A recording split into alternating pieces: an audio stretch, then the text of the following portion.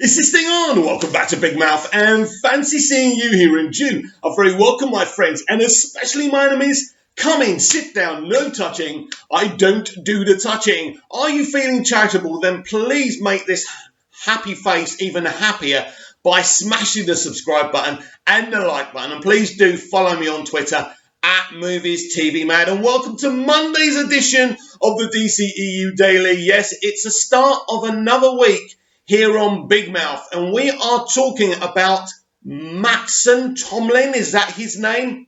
He is the co-writer of The Batman. He penned The Batman with Mr. Matt Reeves himself, and over on Twitter, he has been hinting about penning a Superman script, even going as far as actually liking a fan's tweet that said he should actually write a Superman movie. Now, if you are a loyal purveyor of Big Mouth and the DCEU Daily, you will know that I have predicted that Matt Reeves' The Batman is the beginning of Earth 1 DCEU. So it's interesting because a lot of people talking about this believe that Mattson Tomlin? Let's just say the guy co-writing The Batman. I think that might be easy for us. Now, I think it's kind of interesting because I do feel that these two guys, Matt Reeves and the guy co-writing The Batman, are kind of restarting the DCEU. Now, this doesn't mean that this hurts Zack Snyder's kind of end of the DCEU over on HBO Max, but I think cinematically they are going to give us an Earth 1 of the DCEU. And for me, that's very, very exciting. It's been really, really hard for the Superman character cinematically really, really difficult.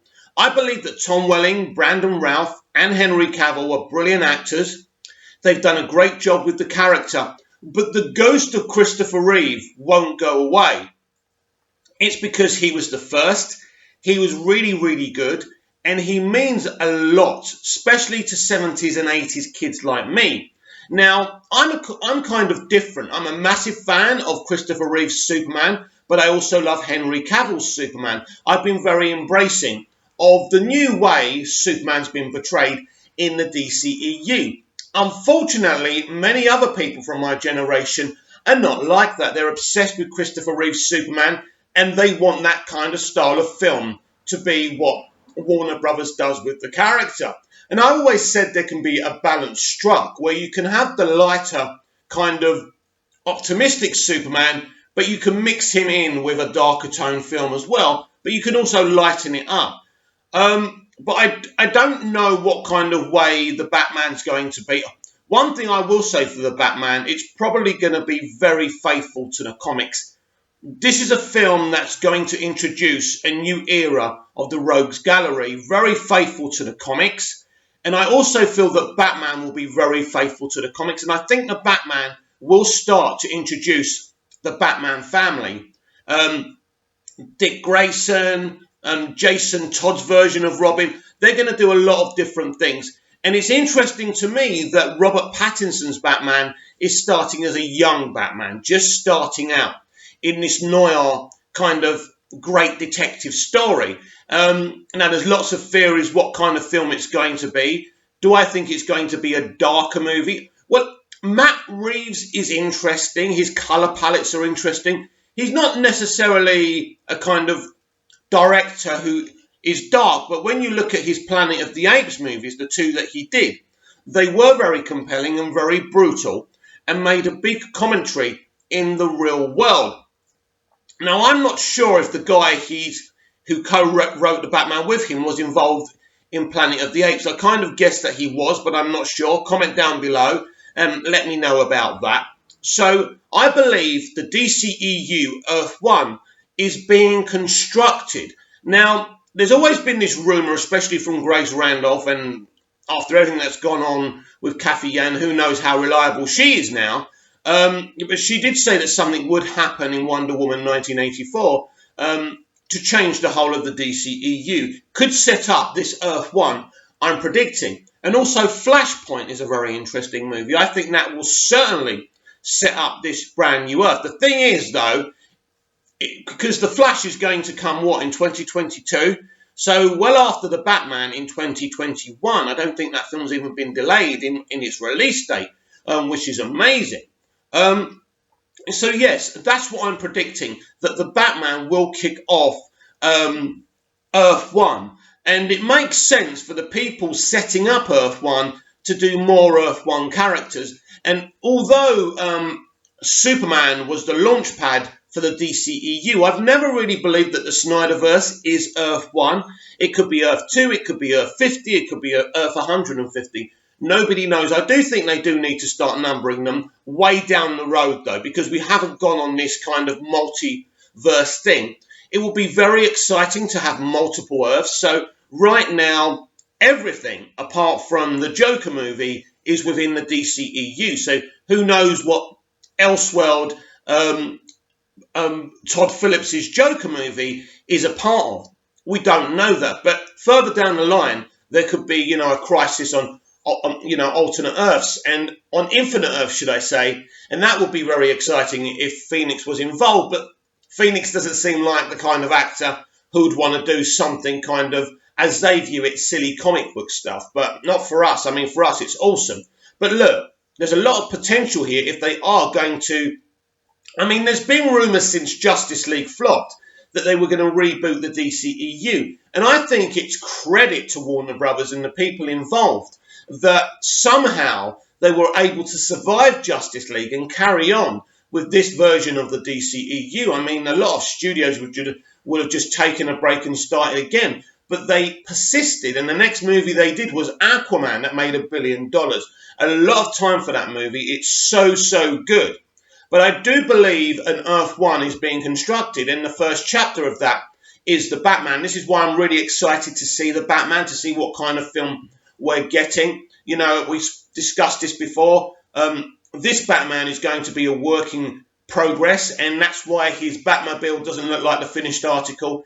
His costume doesn't look like the finished article, and he's not been working out as much as you would imagine him to either. And I think this is why Robert Pattinson said that, back in the 70s and 80s, like, actors didn't work out as much as they do now. But of course, Christopher Reeve was very buff, but he wasn't as buff, let's say, as Henry Cavill was in Man of Steel and BVS. Very, very buff, looks amazing. Looks like Arnold Schwarzenegger more than Christopher Reeve, and that's cool. I love different interpretations and looks of the same character. If I want to see those 4 Superman movies I grew up with, I can go into my cupboard and just watch them whenever I want. So I don't really have an issue with that. I'm not going to be an authoritarian and start saying the way I think Superman should be. I think there's an opportunity here where we've got Cavill's Superman at the moment. We've got Hecklin's Superman as well. And I think Brandon Routh would make a great kind of HBO kind of series, kind of Christopher Reeve version of Superman as well. That would be interesting. He has left Legends of Tomorrow. Again, find that very suspicious, because why would he leave that? It was a good job for him. Why would they get rid of the character? Everyone loved Ray. He was everyone's kind of go-to character as well. So I don't see any reason why he would leave that show, but who knows? That's going forward. But I did say to you before that I think that AT&T are a different animal to how Warner Bros. Was run via DC Entertainment from 2009.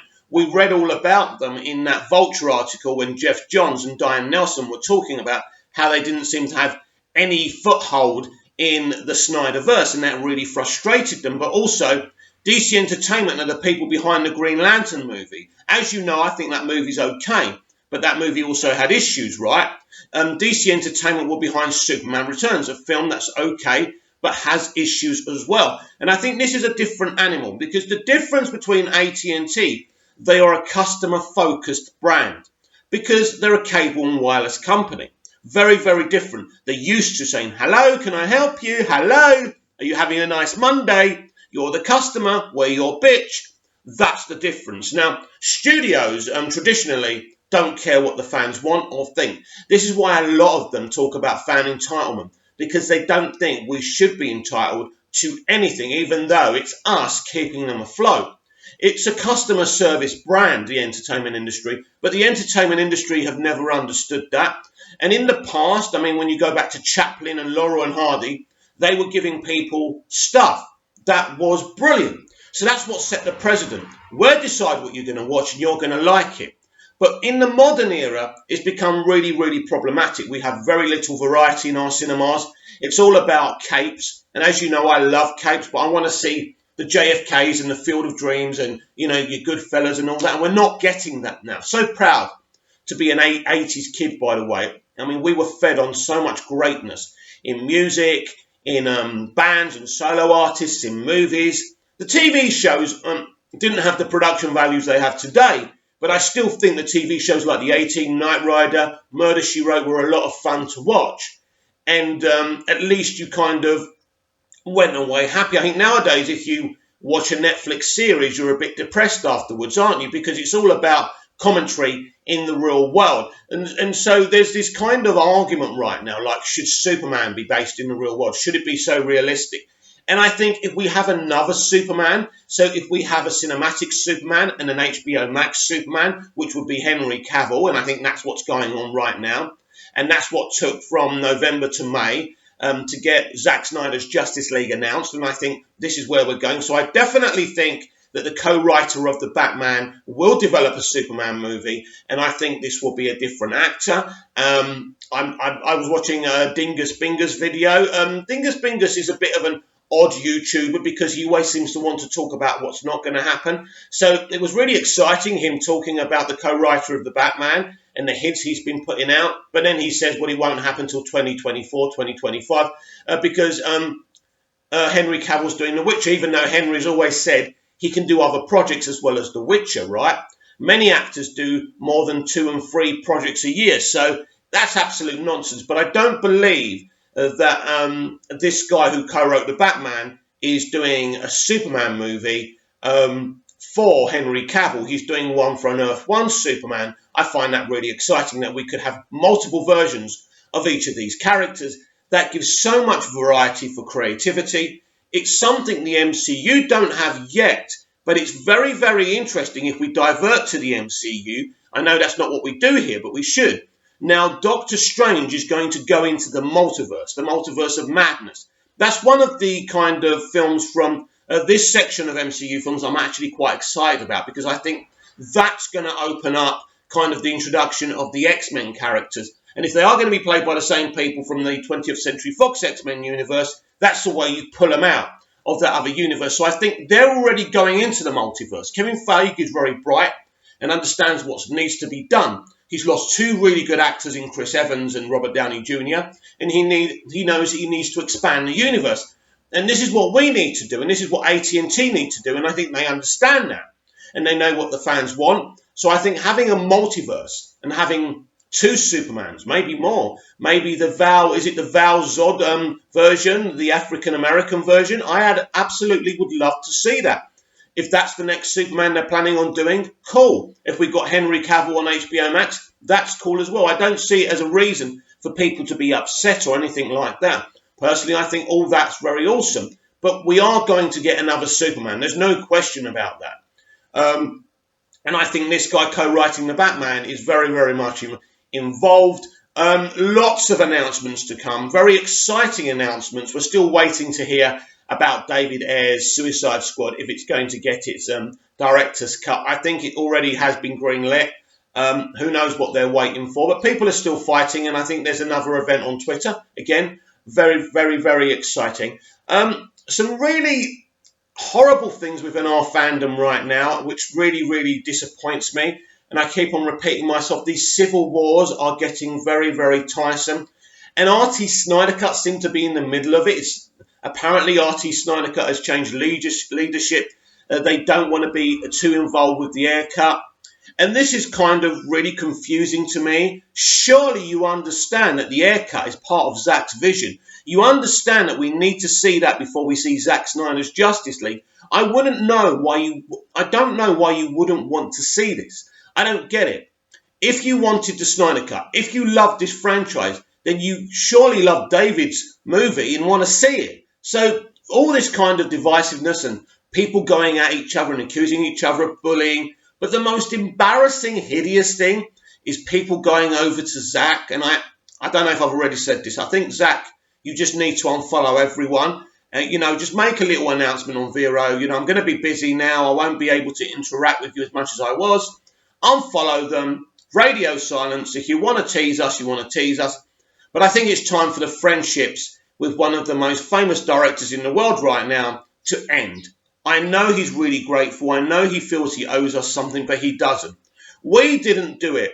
We didn't fight for the Snyder Cut to be heroes. We are not going to get a medal with our name on it or ribbons or become famous over it. I know some people have done well on YouTube, on social media, and good luck to them.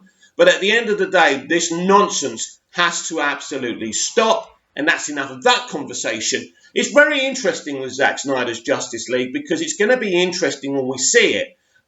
What scenes were actually in Justice League that Zack shot. I think there's a few of them.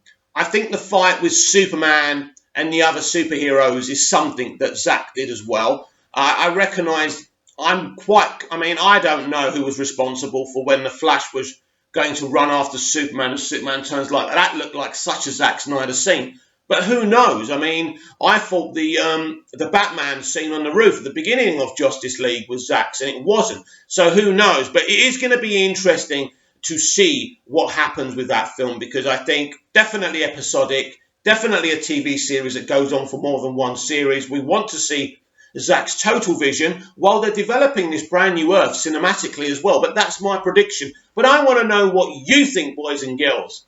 And you in between, and you others from other genders, of course. Everyone is included here on Big Mouth, on the DCEU Daily. Would you want to see a brand new Superman movie written and developed by the guy who co-wrote the Batman? A difficult question, because we haven't even seen a trailer yet. And what about all this controversy about Emergency Awesome? A great YouTuber with over a million subs. And he did a video apparently teasing a tease of the Batman, a trailer, which we know we haven't had. So it's clickbait. But he always does this. He always does that. And then he goes off on a tangent about a trailer that hasn't been released. He's an interesting YouTuber. His videos are normally 10 to 12 minutes. I like him. I think he does a great job. He's done a great job building up that channel. It is a little bit naughty. I certainly wouldn't cancel him over it. But anyway, comment down below. Like, share and subscribe, and I'll be back tomorrow with even more DCEU Daily. See you again soon.